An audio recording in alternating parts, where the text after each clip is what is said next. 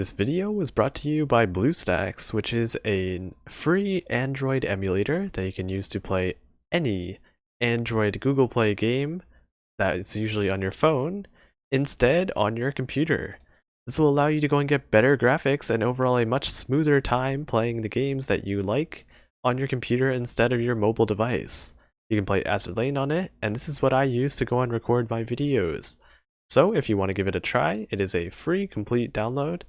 And if you are downloading it, you are supporting me too.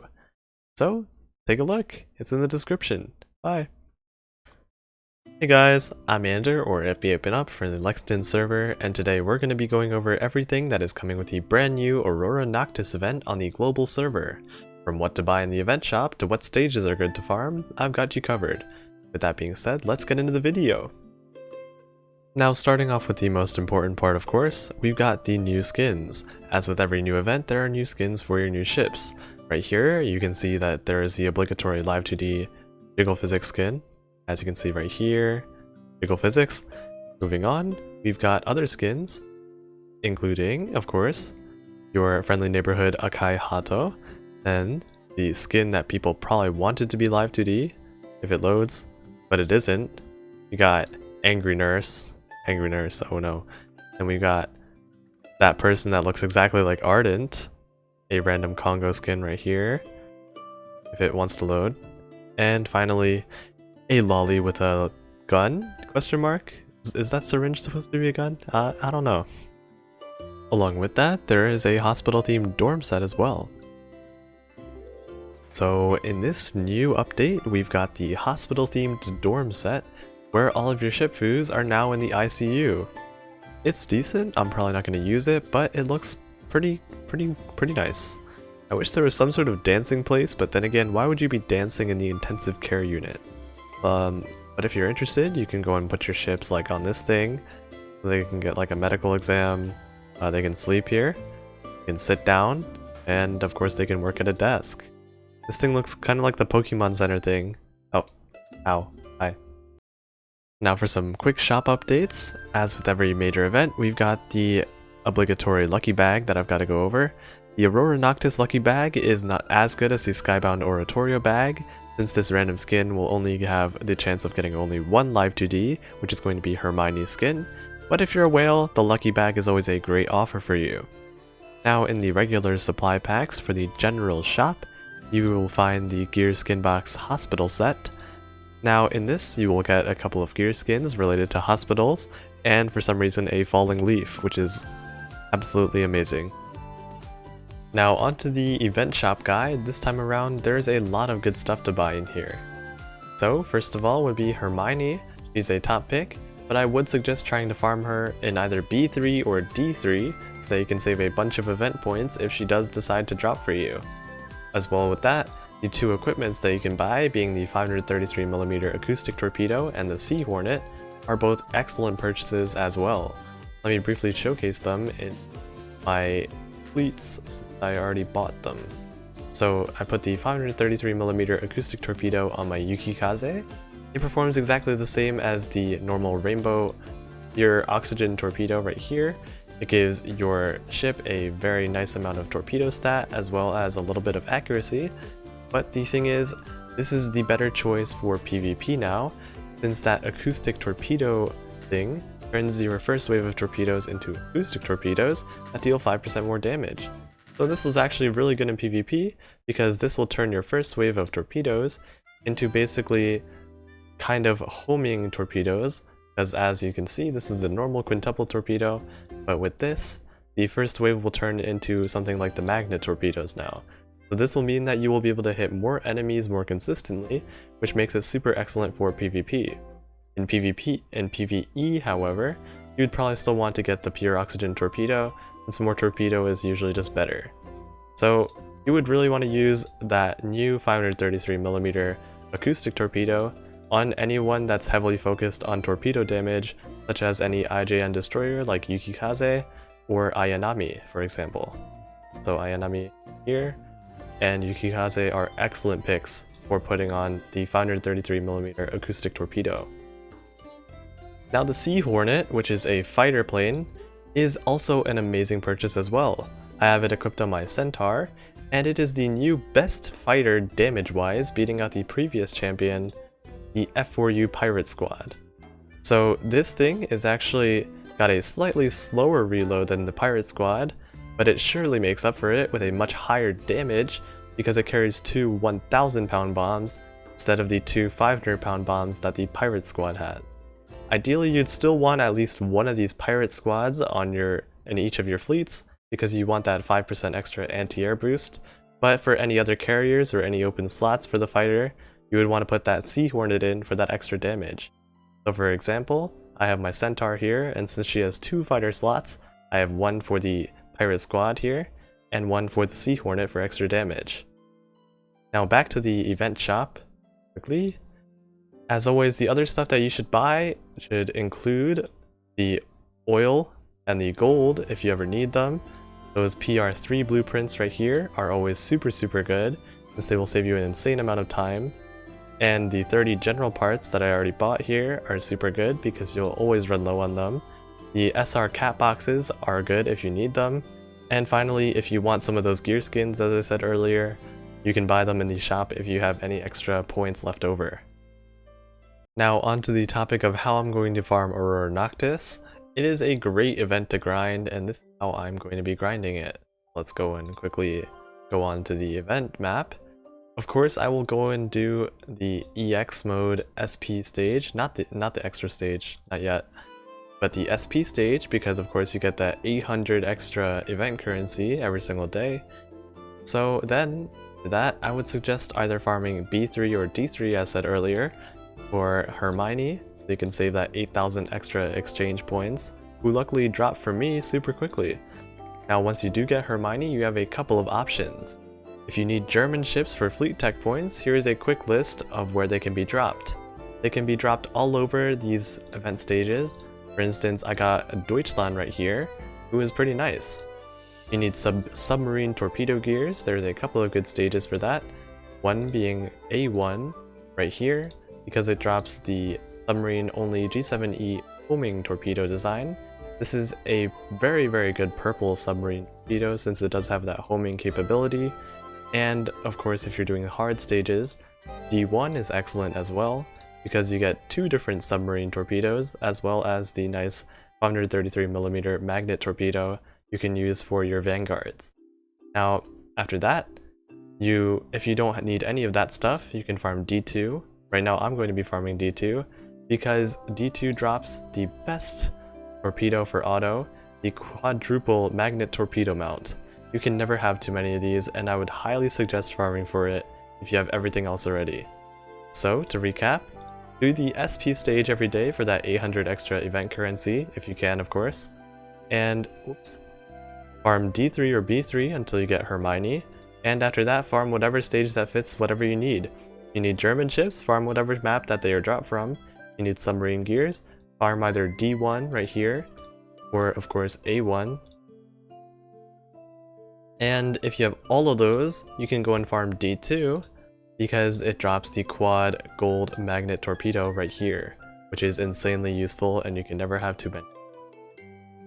Now on to the ship review segment of the video, we first of all have Howe. Howe is the shining star of Aurora Noctis, who looks very similar to the Hololive member Akai Hato, as confirmed by the Lexington commenters, and she is going to be the ship that you want to get in this event. Now why is she good, you may ask? Well, imagine having top tier base stats, a guaranteed barrage that procs every 15 seconds that also gives the backline battleships, battlecruisers, and aviation battleships a 20% reload and accuracy buff, as well as another skill that gives 2 extra firepower, reload, and anti-air buffs to yourself. That is Howe's insane kit. Her first skill, Synchronized Strike, combines elements from both Warspite and Hood's Barrage. Howe gets a guaranteed barrage that shoots every 15 seconds, shooting a small HE salvo, similar to Warspite's guaranteed barrage. Additionally, she also gets a 20% reload and accuracy buff to any backline battleship, battlecruiser, or aviation battleship after she procs her guaranteed barrage, similar to Hood. Now this skill means that Howe can be used in the same way as Warspite, as she does not need to be in the middle position to go and effectively use her barrage. Howe will not only be able to deal great damage with this guaranteed barrage, but also give massive buffs to the other backliners as well. Her second skill, Covenant of the Immortal Knights, if the first wasn't enough already, gives even more self buffs to Howe. She gets a 12% firepower and reload boost if sortied with King George V, Prince of Wales, Duke of York, or Monarch, and an additional 12% boost to her firepower and anti-air if there are 3 or more Royal Navy ships in the same fleet as her. Now in total, that means she can get a monstrous 24 firepower boost, well 24% firepower boost, along with a 12% reload and anti-air boost if all of those requirements are met. Now along with Howe's fantastic firepower and HP, she is an absolute powerhouse that is insanely versatile since you can put her anywhere in the backline and use her efficiently. She's an amazing ship and you should definitely aim to get her from this event. Now onto the next ship review, we've got Hermione, who is another Dido class light cruiser for the Royal Navy. She is yet another wonderful addition to the Royal Mados, and just like her fellow sister Dido, she has very nice anti-air. If you have Dido, putting both Hermione and her in the same fleet is a very good idea, since Dido does give a very nice 15% boost to firepower, torpedo, and anti-air for every Dido class light cruiser in the same fleet. So back to Hermione real quick. She is a very nice and solid light cruiser. Her first skill grants her a guaranteed special barrage every 15 seconds, and if there are no enemies within 30 units of her, another barrage will activate. However, both barrages are quite weak, so this skill is mediocre, but it is better than nothing. Now Hermione also gets a self-buffing skill, where if she is not in the frontmost position of the Vanguard, she will then get a very nice 20% boost to her firepower, torpedo, anti-air, and reload. Additionally, if there is at least one other Royal Navy ship in the same fleet as her, then she gets an additional 8% damage bonus, which is very nice to have. One extra thing I should point out about Hermione is that she has a very solid EX barrage that you can see right here, so altogether all of her barrages will allow her to perform pretty well in a mob fleet. Overall, she's a pretty good candidate for PR farming any Royal Navy Vanguard ship, such as Neptune, Cheshire, or Drake, so if you need any other ship for that, she is perfect for that job. Next up, we have the last SR ship from the event, the light aircraft carrier Perseus. I actually didn't get her yet, so yeah, she's not coming. So you're going to go and just see the build screen in the background with this Nevada as I talk to her. So, let's play a game. You say healer, I say Perseus. Healer, Perseus. Yeah, Perseus is the best healer in the game, beating out even the healing of repair ships like Akashi by a long shot. To balance that out, she has horrifyingly bad plane efficiencies and relatively lower damage compared to the other carriers. Her first skill, Mercury's Talaria, is extremely interesting. She starts off the battle with 2 preloaded airstrikes, but to counteract that, her reload time for any extra airstrikes is now increased by a massive 90%. So when she launches an airstrike, she will heal the Vanguard fleet for 7% of their max HP. In comparison, Unicorn heals the Vanguard fleet for 8% of their max HP, but she only has 1 airstrike at a time. In addition, unlike Unicorn, Perseus also heals your backline for 3.5% of their max health per airstrike. So with Perseus's 2 preloaded airstrikes, that means she will be able to heal a monstrous 14% of HP of the Vanguard fleet and 7% of the max HP of the backline at the very start of every single battle. Now this can be really good if used effectively, but since these airstrikes are available at the start of battle, you might have some instances where Perseus won't be able to heal anyone at all because they're already at full health. Now onto Perseus' second skill, Athena's Catapult. She gets a very nice guaranteed airstrike every 12 seconds. This special airstrike comes in 3 different flavors: the Sea Hornet, which is a super good fighter plane, the TBF Avenger, a good dive bomber, or the Fairy Firefly, which is a torpedo bomber. This skill will help Perseus deal a bit more damage to go and help with that horrifically low weapon efficiency that she has. And finally, Perseus has a final third yellow skill called the Waters of Styx. Her hangar size is now increased to 3, meaning that you will be able to go and hold up to 3 of her airstrikes at a time. Additionally, Perseus also gets a healing skill similar to the Repair Toolkit, where she heals all ships in the fleet for an extra 1% of their max HP every 20 seconds, She's also able to heal other fleets in battle, healing any other surviving ships in the other fleet by 3% of their max HP after 20 seconds in battle. In conclusion, Perseus has a lot to offer through her massive healing capabilities. She's a great fit for any fleet, and I would suggest getting her since she can basically be used in absolutely everything. Okay, so here's Ardent. Keep this picture in mind, okay? Remember, Ardent.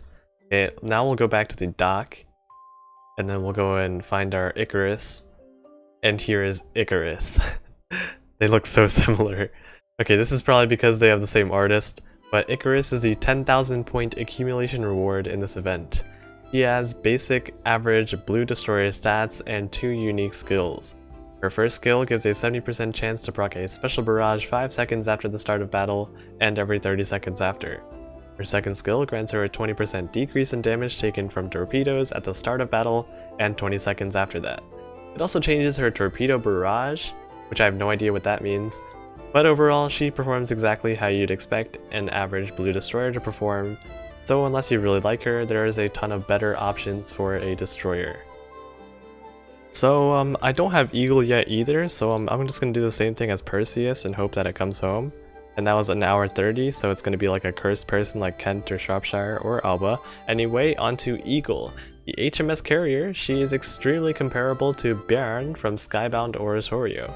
Honestly, she's just basically the Royal Navy form of Bjorn. They both have the exact same first skill that gives you the option to choose either an aux gun or dive bomber.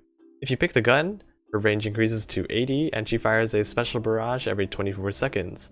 If you pick the dive bomber, her first airstrike's loading time will be decreased by 50%, so if you're farming a low-level stage with only Eagle as your backline, choose your gun. If you are using Eagle with other backliners, choose the dive bomber instead of the gun. Her second skill launches an additional Swordfish Torpedo Squadron every time Eagle launches an airstrike. Now since she almost has the exact same skills as Bjorn, he has identical performance to her. So both Bjorn and Eagle are both very good for farming low-level stages, so if you need someone for that, Eagle is a great pick. Now last up for the ship reviews is going to be Valiant, who is another Queen Elizabeth class battleship. I absolutely love her design for some reason, and I can't figure out why though. She has 2 skills. The first is their yellow skill called Leading the Way. It grants Valiant a special barrage that inflicts armor break 10 seconds after she fires her main guns. The barrage itself is quite weak, but that armor break feature is quite nice. Her second skill is simply called Forward, and it grants Valiant a second barrage that when she fires her main guns, she gets another 50% chance to fire another special barrage. This barrage is actually pretty good, it hits a wide area, but that extremely low proc chance at only 50% is quite bad. Overall, Valiant is an okay battleship. Not bad, but not good either. If you were to use her, just make sure to put on a fast firing gun so that she can have more chances to proc her 2 barrages, such as the purple 410mm. With those ship reviews finished, that will bring an end to this Aurora Noctis guide. As always, if you found this information helpful, consider dropping a like and subscribing. Don't forget to press that notification bell for my future uploads as well. Feel free to leave a comment if you have any questions that need to be answered, and I'll try my best to reply. If you're interested, you can always join my Discord server if you need advice or just want a place to relax. That's all for this video, so I'll catch you guys next time. Bye!